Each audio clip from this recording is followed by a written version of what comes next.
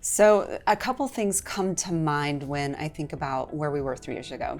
We've always been expected to stay ahead of what the industry is doing. Agencies have to be in the forefront in order to guide our clients, in order to give them security and confidence in what we're doing.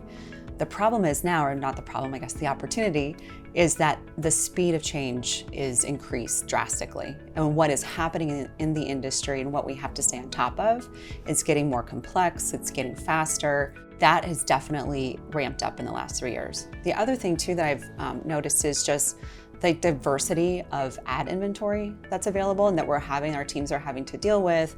The high number of different publishers, surfaces, devices, screens.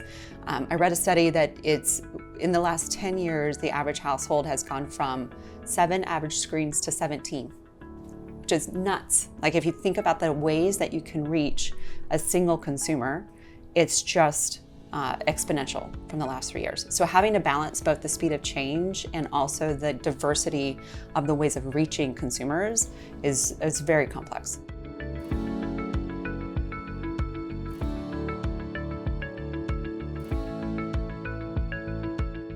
I might be a little bit biased in my answer here. I'm the head of product at PMG, and that product is something we called Alley. Alley is the operating system of the company. So all of our internal teams use it, but also our clients use it directly.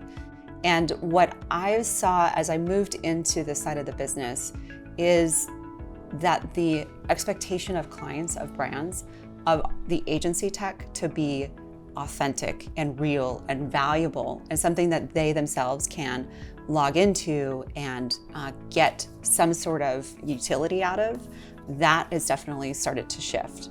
So that, I think it's the, worst kept secret that a lot of agency tech is really marketing. And that expectation has shifted, where if you as an agency only have duct tape together Excel spreadsheets and Tableau and say that's your tech, it's not going to fly anymore.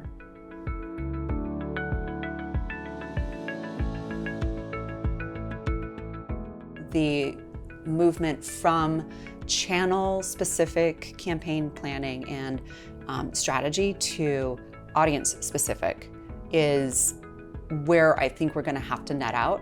And that's what we've been attempting to do, is really focusing on where is the audience that you're trying to reach? Who are they?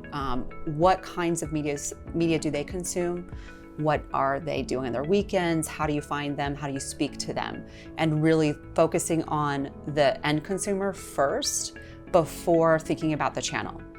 So when we have these diversity of screens and this huge number of assets and huge number of publishers and different complexities in marketing strategy to piece apart, then if instead you just focus on, well, where's Tyler? What's he looking at on the weekends? What's he listening to on his commute to work? Then we can really focus in on the 5 or 6 channels that really make sense and create that strategy around the persona. The other thing too that we tend to do is scenario planning and looking at, okay, well, if we place 20% of a budget into one channel and 20% here, what is the expected outcome? So we're doing a lot more predictive modeling. We're looking at different kinds of attribution models and comparing between them. So it creates math around this audience first strategy.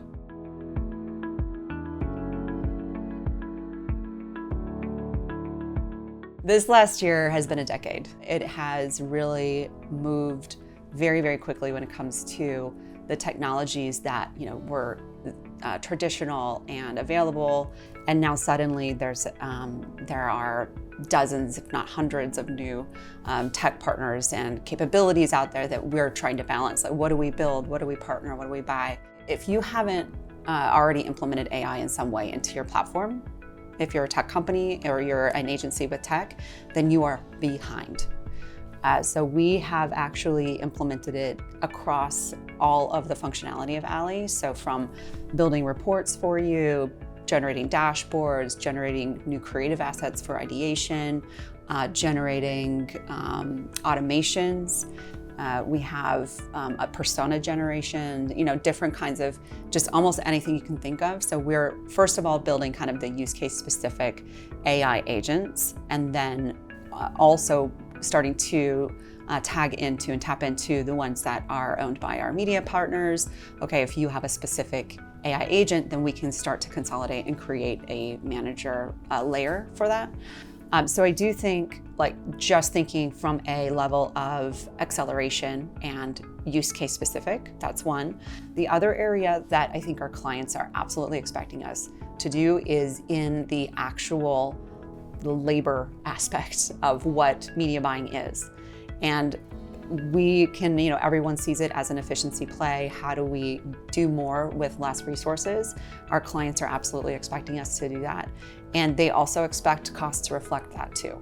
It's a balance that we have to play of, we will always have human in the loop. That's our philosophy. We do believe that there is high value in having that human either, check, validate, create the concept, whatever it might be, as part of that flywheel. But with the expectations of our clients of being faster and better and cheaper, driven by AI, there's still costs there that we're having to play out.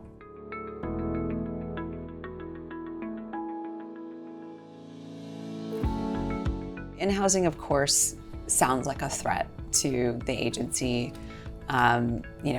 partner, but I actually don't think it's that existential. I think there's always going to be a role to play for a specialist in marketing.